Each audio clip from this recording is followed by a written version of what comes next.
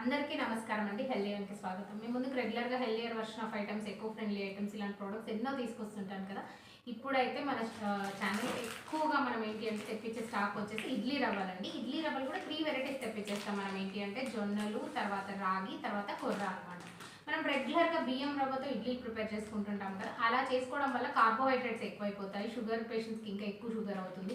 కాబట్టి అలా తీసుకోకుండా ఆ బియ్యం రవ్వ ప్లేస్లో ఈ జొన్న రవ్వ కానీ, రాగి రవ్వ కానీ, కొర్ర రవ్వ కానీ ఈ ఇడ్లీ రవ్వలు మిక్స్ చేసుకొని మీరు ఇడ్లీ ప్రిపేర్ చేసుకున్నారనుకోండి, ఇడ్లీ టేస్ట్ కూడా సేమ్ దానిలాగానే ఉంటుందండి. జస్ట్ లైట్ డిఫరెన్స్ ఉంటుంది, ఎక్కువ డిఫరెన్స్ అయితే ఉండదు. కాబట్టి హ్యాపీగా ఇలా మీరు ఈ రవ్వలతో ఇడ్లీలు అయితే ప్రిపేర్ చేసేసుకోవచ్చండి.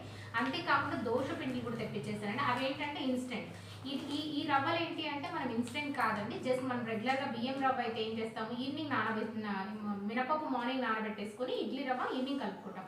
కానీ ఈ రవ్వలు ఏం చేయాలంటే మనం మార్నింగ్ మినపప్పు ఎప్పుడైతే నానబెడతామో అప్పుడే ఈ ఇడ్లీ రవ్వలు కూడా నానబెట్టేసుకొని మనం 1:2 ఎలా తీసుకుంటాం అలా తీసేసుకొని ఇది నానబెట్టుకొని మనం కనుక ఇడ్లీ ప్రిపేర్ చేసుకున్నాం అనుకోండి, చాలా స్మూత్గా వస్తుంది. కాకపోతే దీనికి చేయాల్సిన పని ఏంటి అంటే మనం మార్నింగే ఇడ్లీ రవ్వలను నానబెట్టుకోవాలన్నమాట. ఒక గుప్పెడు సగ్గుబియ్యం వేస్తే, నార్మల్ ఇడ్లీలో ఏ ఇడ్లీలైనా ఒక గుప్పెడు సగ్గుబియ్యం వేస్తే ఇడ్లీ కూడా స్మూత్గా వస్తాయండి. ఆ టిప్ కూడా మీరు యూజ్ చేసేసుకోండి. ఇక్కడైతే నేను ఈరోజు అయితే కొర్ర ఇడ్లీ రవ్వలు, తర్వాత జొన్న ఇడ్లీ రవ్వ, అంతేకాకుండా రాగి ఇడ్లీ రవ్వ అండి.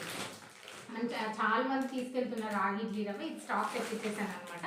అంతేకాకుండా దోశ పిండిలు అని చెప్పాను కదా, అవైతే ఇన్స్టెంట్ అండి, ఇన్స్టెంట్గా వస్తాయి.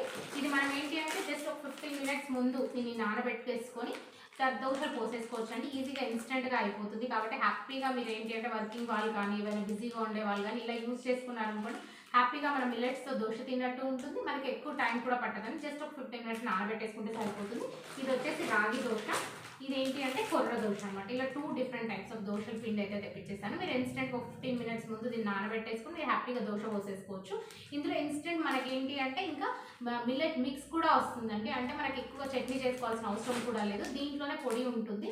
అప్పుడు కొంచెం ఆయిల్ కానీ పెరుగు కానీ మిక్స్ చేసుకొని తిన్నామనుకోండి, మంచి టేస్ట్ ఉంటుంది. మనకు ఈజీగా బ్రేక్ఫాస్ట్ అయితే రెడీ అయిపోతుంది.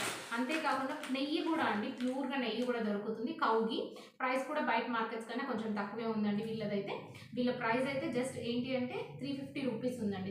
350 పావు కేజీ నెయ్యి వచ్చేసి మనకి 350 రూపీస్ పడుతుందండి. కాకపోతే ప్యూర్గా బాగుంటుంది. నెయ్యి మాత్రం మంచి క్వాలిటీలో వచ్చేస్తుంది నెయ్యి. మీకు ఎవరికైనా ఆవు నెయ్యి కావాలనుకుంటే దీన్ని తీసుకెళ్ళిపోవచ్చు అండి. ఇంకా ఎక్కువ బిలోనా మెథడ్లో కూడా నెయ్యి మా దగ్గర అయితే దొరుకుతుంది. అదైతే హాఫ్ కేజీ 1500 ఉంటుందండి. ఇది మాత్రం హాఫ్ కేజీ 700కి వచ్చేస్తుంది అనమాట. హ్యాపీగా మీరు తీసుకోవచ్చు. మంచి టేస్ట్, మంచి క్వాలిటీ ఉంటుంది అంటే హ్యాపీగా దీన్ని యూజ్ చేసేసుకోవచ్చు అండి. అంతేకాకుండా ఇలా ఇడ్లీ రవ్వలు, దోశలు ఇవి కూడా మనం ఏంటి అంటే మిల్లెట్స్ యూజ్ చేస్తున్నాం అనుకోండి, ఫైబర్ ఎక్కువ ఉంటుంది. తర్వాత కార్బోహైడ్రేట్స్ తక్కువగా తీసుకున్నట్టు అవుతుంది. కార్బోహైడ్రేట్ తక్కువ తీసుకోవడం వల్ల వెయిట్ లాస్కి ఉపయోగపడుతుంది, షుగర్ పేషెంట్స్కి ఉపయోగపడుతుంది, అందరికి ఉపయోగపడుతుంది. కాబట్టి హ్యాపీగా అలా ట్రై చేసేయండి. ఇలాంటి మంచి మంచి విషయాలు మేము చెప్తూనే ఉంటాం, మీరు తెలుసుకుంటూనే ఉంటాం.